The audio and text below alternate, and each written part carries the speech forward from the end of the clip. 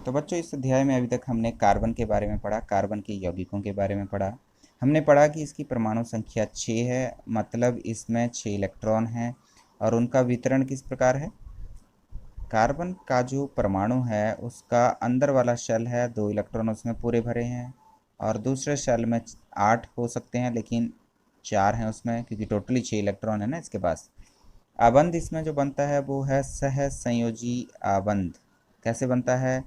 सहसंयोजी आबंध बनते हैं 2 इलेक्ट्रॉन की साझेदारी से, एक सहसंयोजी आबंध बनता है। तो यहाँ पे इलेक्ट्रॉन, कार्बन में क्या होता है, शेयरिंग होती है, इलेक्ट्रॉन की साझेदारी होती है, जिससे वो बॉन्ड बनाता है, आबंध बनाता है।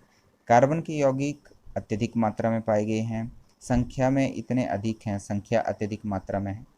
बाकी जितने भी यौगिक हैं उनसे भी अधिक अकेले कार्बन के यौगिक हैं, इतनी ज़्यादा संख्या है उनकी। तो ऐसा क्यों है? उसमें कुछ खास प्रॉपर्टीज़ होती हैं, तभी तो हम कार्बन के बारे में अलग चैप्टर में पढ़ रहे हैं। तो इसकी सर्वतोमुखी प्रकृति के बारे में बोला गया है, प्रश्न आता है इसमें। इसके 2 गुण हैं, श्रृंखलन और चतुः संयोजकता, इनके बारे में पूछा जाता है। सेपरेटली भी पूछा जाता है और इकट्ठा पूछा जाता है कि सर्वतोमुखी प्रकृति के का क्या कारण है। तो आपने बनाया, इसके 2 मुख्य कारण हैं, श्रृंखलन और चतुः संयोजकता। श्रृंखलन में क्या है कि कार्बन अपने ही एटम के साथ मिलकर लंबी चेन बना सकता है। अब ये चेन कैसी हो सकती है? लंबी हो सकती है, या शाखान्वित हो सकती है, ऐसे शाखा बन जाएगी बीच में, या वलय रूपी हो सकती है, कार्बन कार्बन ऐसे जुड़ के ये रिंग स्ट्रक्चर बना देंगे। ठीक है।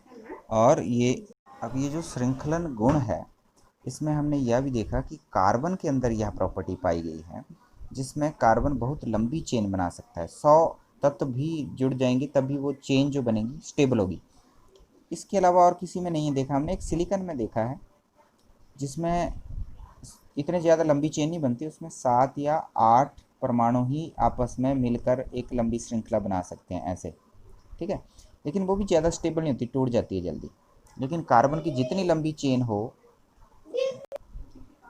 तो कार्बन की जितनी भी लंबी चेन होगी स्टेबल होगी। ठीक है। दूसरा, कार्बन और कार्बन के बीच के जो बॉन्ड हैं, या तो वो सारे सिंगल बॉन्ड से जुड़े होंगे या डबल बॉन्ड से, या बीच में कहीं ट्रिपल बॉन्ड हो सकता है।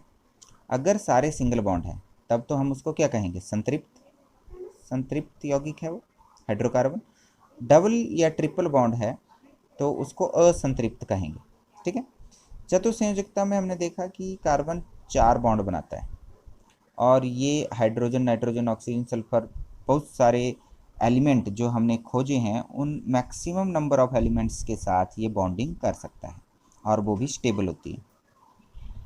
उसके बाद हमने अपरूपों के बारे में पढ़ा, हीरा, ग्रेफाइट, C60, जिसको बंक मिस्टर फुलेरिन भी बोला गया है। तो ये अपरूप पढ़े हैं हमने। सबसे कठोर अभी तक का ज्ञात पदार्थ है हीरा। कार्बन के अपरूप हैं सारे। ग्रेफाइट का खास गुण है कि हमने देखा कि कार्बन के यौगिक सुचालक नहीं होते, लेकिन ग्रेफाइट विद्युत का सुचालक होता है। ये कुछ हमने अभी तक पढ़ लिया है। इसके आगे हम संतृप्त और असंतृप्त हाइड्रोकार्बन्स के बारे में पढ़ेंगे डिटेल में, ये क्या होते हैं और कैसे बनते हैं। आज का हमारा टॉपिक है संतृप्त एवं असंतृप्त हाइड्रो कार्बन यौगिक। ठीक है। संतृप्त और असंतृप्त में अभी तक हम यह पढ़ चुके कि संतृप्त कार्बन यौगिक वे यौगिक हैं जिसमें कार्बन की जो लंबी चेन है उसमें केवल और केवल एक आबंध होता है। जैसे कार्बन की कैटिनेशन प्रॉपर्टी है, अपने ही तत्व के परमाणु के साथ इस तरह एक लंबी चेन बना सकता है। और जितने भी कार्बन एक दूसरे के साथ जुड़े हैं वो सभी सिंगल बॉन्ड यानी एक आबंध के साथ जुड़े हैं। ये हैं संतृप्त कार्बन यौगिक। दूसरा हमने यह पढ़ा कि कार्बन 4 बॉन्ड बनाता है, तो इन सभी की संयोजकता को हमने संतृप्त करना है। कैसे? इस अंतिम कार्बन के साथ एक बॉन्ड लगा है, इसको चाहिए 3 और, तो बाकी के 3 संयोजकता हाइड्रोजन बॉन्ड इसकी संतुष्ट करेंगे इस प्रकार से। तो इस कार्बन के 4 बॉन्ड बन गए हैं। उसी प्रकार यहाँ पे 2 बॉन्ड लगेंगे। 2 क्यों लगे? क्योंकि 2 ऑलरेडी इसके पास हैं, इसलिए 2 हाइड्रोजन और जुड़ेंगे। यहाँ भी 2 ऑलरेडी हैं, 2 हाइड्रोजन से हमने इसको, इसकी संयोजकता को कंप्लीट करना है। अब यहाँ पे ये कॉर्नर वाला कार्बन, इस पे भी एक ही बॉन्ड है, तो बाकी के 3 हाइड्रोजन के द्वारा जुड़ेंगे। ठीक है, इस प्रकार का एक यौगिक बना है जिसमें 5 कार्बन की एक चेन है, बाकी हाइड्रोजन एटम लगे हैं और सभी कार्बन सिंगल बॉन्ड से एक दूसरे से जुड़े हैं, इसलिए ये संतृप्त हैं। और आपको बताया गया कि जब कार्बन एक होता है तो मीथेन, 2 होता है तो एथेन, प्रोपेन, ब्यूटेन और पेंटेन। 5 कार्बन के लिए लगता है पेंटेन, तो पेंटेन, ये बन गया पेंटेन। अब यहाँ पर ये जो सिंगल बॉन्ड वाले कार्बन चेन है, इनको हम बोलते हैं एल्केन। लास्ट में एन लगा है, तो ये एल्केन का एन लगाया गया है इसमें, और चेन का पेंट लगाया गया है। एल्केन का एन और 5 कार्बन का पेंट, तो ये बन गया पेंटेन, पेंटेन। ठीक है, जितने भी एल्केन हैं उनके लिए फार्मूला जब भी आपने लिखना है तो क्या है, सी एन। एन का मतलब जितने नंबर ऑफ कार्बन होंगे, जैसे यहाँ 5 हैं तो एन कितना है, 5। सी जितने हैं उतने एच के डबल लग जाएंगे और 2 एक्स्ट्रा होंगे इसमें, मतलब C5 हैं। अगर यहाँ पे पेंटेन का फार्मूला क्या रहेगा, C5 और H कितने होंगे, 2 गुणा N, N कितना है 5। ठीक है,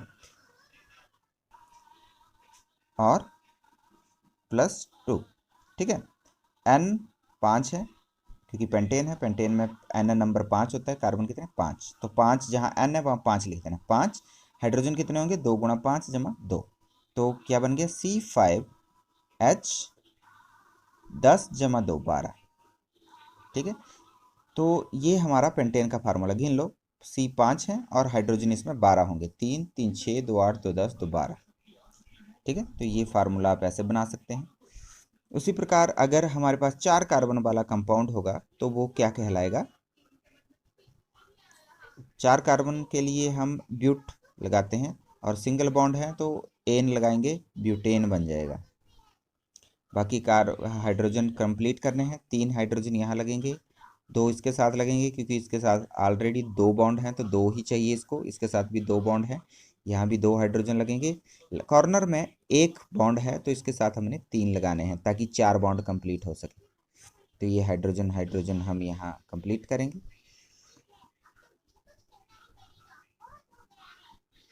ठीक है, 4 4 8 और 2 10, तो यहाँ फार्मूला बनता है C4H10। सिंपली अगर ये बनाया है स्ट्रक्चर तब तो आप काउंट कर सकते हैं, लेकिन अगर दिया है ब्यूटेन तो ब्यूट में आपने ब्यूटेन का एल्केन का फार्मूला है CnH2n+2, तो CnN का मतलब है 4, ब्यूटेन ब्यूट से पता चलता है कि 4 है, 4 और H 2 गुणा 4 जमा 2, तो बन गया C4 8 जमा 2 10। इस प्रकार भी आप फार्मूला बना सकते हैं इसका। चलिए अब असंतृप्त कार्बन यौगिक की बात करते हैं। असंतृप्त कब कहेंगे, जब कार्बन की चेन में कहीं बीच में या तो डबल बॉन्ड होगा या ट्रिपल बॉन्ड होगा। ठीक है, तो संतृप्त में हमने एक ही प्रकार के पढ़े जिसमें सारा सिंगल बॉन्ड से कार्बन आपस में जुड़े हुए थे, जिनको हमने कहा एल्केन। लेकिन असंतृप्त 2 प्रकार का मिलेगा हमें, जिसमें डबल बॉन्ड और एक ट्रिपल बॉन्ड वाला है। डबल बॉन्ड वालों को हम बोलेंगे एल्कीन और ट्रिपल बॉन्ड वालों को बोलेंगे एल्काइन। ठीक है, तो जैसे एल्केन के स्ट्रक्चर बनाए हमने वैसे एल्कीन और एल्काइन के भी हम बनाएंगे। चलिए, एल्कीन में सबसे पहले 5 कार्बन वाला हम लेते हैं, 4 3 वाला आप खुद बनाएंगे, 2 वाला खुद बनाएंगे। ठीक है, तो एल्कीन की बात करते हैं जहाँ डबल बॉन्ड है। 5 कार्बन का एक चेन ले लेते हैं, 5 कार्बन की। ठीक है, तो 5 कार्बन है, एल्कीन है इसलिए डबल बॉन्ड लगाना है, कहीं पे हमने लगा दिया। अब 5 कार्बन है तो मैंने आपको बोला है पेंट लगाना है इसमें, पेंट, 5 मतलब पेंट। और एल्कीन है, पहले हमने पेंटेन लगाया था, अब क्योंकि एल्कीन है तो पेंट ईन लगाएंगे, एन ना लगा के ईन लगाएंगे, हिंदी में ऐसे लिखेंगे पेंटीन। पहले हमने पेंटेन लगाया था, सिंगल बॉन्ड था जब, अब बन गया पेंटीन क्योंकि डबल बॉन्ड है। अब इनके बाकी सभी कार्बन की संयोजकता को संतुष्ट करना है इसके साथ 2 बॉन्ड है, कार्बन के साथ 2 हैं, 2 और लगेंगे इसलिए 4 हो जाएंगे, तो 2 हाइड्रोजन के लगेंगे। यहाँ पर 3 बॉन्ड हैं, 1 बॉन्ड हाइड्रोजन का लगेगा। यहाँ पर 2 हैं तो यहाँ पर 2 हाइड्रोजन लगेंगे। यहाँ पर 2 हैं, यहाँ पर 2 हाइड्रोजन, और लास्ट में सिंगल बॉन्ड है तो इसके साथ 3 लगेंगे। अब देखिए फार्मूला क्या बना है इसका, C5 है, C5 है, हाइड्रोजन कितने हैं, 3, 2 5, 2 7, 1 8 और 2 10, H10। अब जैसे हमने एल्केन का फार्मूला क्या लिखा था, CnH2n+2, ये एल्केन के लिए था, संतृप्त जो कार्बन यौगिक थे सिंगल बॉन्ड वाले, ये था। एल्कीन में ये 2 माइनस कम हो जाएगा, ये 2 कम हो जाएगा, तो फार्मूला बनेगा CnH2n, सिंपल H2n। एल्काइन तक पहुंचेंगे तो 2 और कम हो जाएगा, तो क्या फार्मूला बनेगा, CnH2n-2। तो एल्कीन का सिंपल है, जितने कार्बन है उससे डबल हाइड्रोजन हो जाएंगे, तो जितने कार्बन है उससे डबल हाइड्रोजन। इसी प्रकार C4 का आप बनाएंगे, ब्यूटेन, उसको ब्यूटीन बोलेंगे, ब्यूटेन नहीं बोलेंगे उसको क्योंकि डबल बॉन्ड है, तो ब्यूटीन। और एल्कीन का फार्मूला होता है CnH2n, तो ब्यूट में कितने कार्बन आएंगे, 4, और हाइड्रोजन उससे डबल, C4H8, सिंपल। अब जब एल्काइन की बात करेंगे तो होगा ट्रिपल बॉन्ड। देखिए ट्रिपल बॉन्ड जब होगा तो इसमें से एक बॉन्ड माइनस हो जाना चाहिए ना, एक हाइड्रोजन चला जाएगा तब तो एक बॉन्ड लगेगा इसके साथ। अब ये बॉन्ड इस कार्बन के साथ भी लगा है, ये जो हमने तीसरा लगाया इसके साथ भी लगा, इसके साथ भी, तो एक हाइड्रोजन यहाँ से गया, एक यहाँ से गया, तो 2 हाइड्रोजन लेस हो गए। तो इसका पेंटीन का फार्मूला हमने बनाया था C5H10, अब C5H10 की जगह H8 लगा देंगे, -2 कर दिए ना उसमें। फार्मूला क्या है, यहाँ इन नहीं रहेगा, फिर आइन हो जाएगा, पेंटाइन। यहाँ भी हिंदी में कैसे लिखेंगे, पेंटाइन, ऐसे। फार्मूला CnH2n-2, यानी अगर पेंट है तो पेंट का मतलब होता है 5 कार्बन, तो N 5 हो गया, उससे डबल हाइड्रोजन करने हैं और फिर 2 माइनस कर देने हैं, तो C5, 10 में से 2 गए, हाइड्रोजन रह गए 8, C5H8, पेंटाइन। तो पेंटेन का फार्मूला था C5H12, ये था पेंटेन, फिर 2 माइनस हो गए, C5H10 पेंटीन, डबल बॉन्ड वाला। ट्रिपल बॉन्ड वाले में 2 और हाइड्रोजन कम हो गए, पेंटाइन। ठीक है, ये फर्क है इसमें, बस एक बॉन्ड बढ़ता है और 2 हाइड्रोजन कम हो जाते हैं। ठीक है, उसी प्रकार आप सबका बनाएंगे, ये इथीन, प्रोपीन, पेंटीन ये मैंने बना दिया, हेक्सीन भी आपने बनाना है। तो ये सारे आपने संतृप्त और असंतृप्त हाइड्रोकार्बन के स्ट्रक्चर्स बना के, फार्मूले लिख के आपने इसको सॉल्व करना है। अच्छा, इसको शॉर्ट में करते हैं। संतृप्त जो कार्बन यौगिक हैं ये एल्केन थे, सारे एक ही टाइप के थे, ठीक है। और असंतृप्त 2 टाइप के, एल्कीन डबल बॉन्ड वाले और एल्काइन ट्रिपल बॉन्ड वाले, ठीक है। फार्मूला क्या है, CnH2n+2 एल्केन का फार्मूला है, एल्कीन का CnH2n और एल्काइन का CnH2n-2, ठीक है। ये संतृप्त है, ये 2 असंतृप्त हैं। अब साइक्लिक कंपाउंड भी हैं कार्बन के। यहाँ पे एक बात ध्यान देने योग्य है कि इनको हम हाइड्रोकार्बन्स कह रहे हैं, ये कार्बन के यौगिक हाइड्रोकार्बन्स कहे जाएंगे। क्यों, क्योंकि इसमें हाइड्रोजन और कार्बन से बनने वाले ये यौगिक हैं, इसलिए हाइड्रोकार्बन कहा है हमने इनको, ये हाइड्रोकार्बन है सारे। अब बात करेंगे साइक्लिक कंपाउंड की, यानी वलय वाले। कैसे, 5 कार्बन का मैं बनाता हूँ, 4 वाला आप खुद बना लें, 1 2 3 4 5, ठीक है। 5 कार्बन साइकिल में लगे हैं। अब क्या होगा, हर एक के साथ 2-2 बॉन्ड दिख रहे हैं आपको, आप 2-2 बॉन्ड और लगाएंगे हाइड्रोजन के साथ इनके, ठीक है। तो फार्मूला क्या होगा इसका, 5 कार्बन और डबल हाइड्रोजन, यानी हाइड्रोजन 10, ठीक है, C5H10। और इसका नाम क्या है? अब ये पेंटेन में, अगर हम पेंटेन इसको बोलते हैं तो पेंटेन का फार्मूला तो C5H12 था। तो ये पेंटेन कैसा है? साइक्लिक, इसलिए बोलेंगे साइक्लोपेंटेन। ठीक है, उसी प्रकार 6 कार्बन वाला आपने बनाना है। अच्छा, 6 कार्बन वाले कंपाउंड में सबसे इंपॉर्टेंट है हमारे पास बेंजीन। देखिए, ये है 6 कार्बन वाला। इसमें डबल बॉन्ड 3 लगे हैं बेंजीन की। जब हम बात करते हैं ईन लगा है तो मतलब डबल बॉन्ड होना चाहिए। तो बेंजीन है, 3 डबल बॉन्ड है इसमें।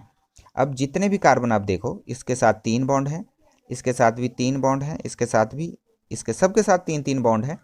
तो 4 लगने हैं, एक एक हाइड्रोजन लगा देंगे। तो जितने कार्बन है उतने हाइड्रोजन है। तो बना C6H6, ये है हमारा बेंजीन। यानी ये क्या है? साइक्लिक है और 6 कार्बन वाला है, तो साइक्लोहेक्सेन कह सकते हैं हम इसको। साइक्लोहेक्सीन, हेक्सेन नहीं, हेक्सीन, डबल बॉन्ड है इसलिए ईन लगाना है। तो ये क्या है? साइक्लोहेक्सीन, जिसको हमने बेंजीन भी बोला है।